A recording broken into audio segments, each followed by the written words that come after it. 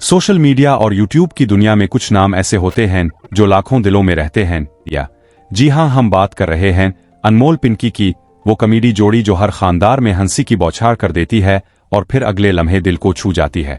अनमोल और पिंकी दो हकीकी भाई हैं जिन्होंने इसे शुरू करके आज यूट्यूब के सबसे मकबूल कंटेंट क्रिएटर्स बन गए हैं।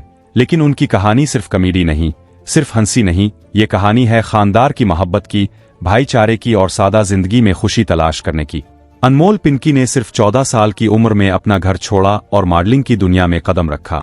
धीरे धीरे वो अमीर लोगों की रात की महफिलों में शामिल होने लगी, जहां इसका वासिता मुनशियात के कारोबारियों से पड़ा। पहले इसने एक वकील से शादी की जो ब्रोन मुख से मुनशियात मंगवाता था और इसी के साथ मिलकर ये धंधा सीखा। तलाक के बाद इसने एक पुलिस एहलकार से शादी की और अपना कारोबार मजीद फैला लिया। अपने 3 भाइयों की मदद से इसने कराची, लाहौर और इस्लामाबाद तक मुनशियात का जाल बिछा दिया।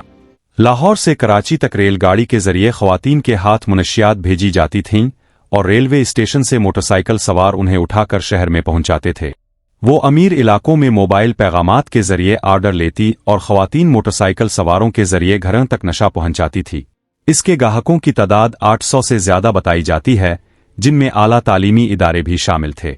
पुलिस का कहना है कि आज से तकरीबन 5 साल पहले पंजाब पुलिस ने इसे गिरफ्तार किया था, मगर 7 करोड़ रुपए रिश्वत लेकर छोड़ दिया गया। बिलाखिर कराची पुलिस ने गार्डन इलाके में मुश्तरका कार्रवाई के जरिए इसे दबोच लिया और एक पिस्तौल, 1.5 किलो से ज्यादा तैयार नशा और 7 किलो खाम कीमियाई मादा बरामद किया गया।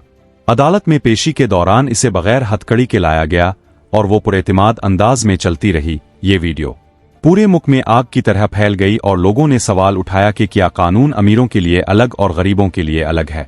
अगर आपको ये वीडियो पसंद आई तो अभी पसंदीदगी का बटन दबाएं और हमारे साथ जुड़े रहे ताकि ऐसी मजीद खबरें सबसे पहले अब तक पहुंचती रहे।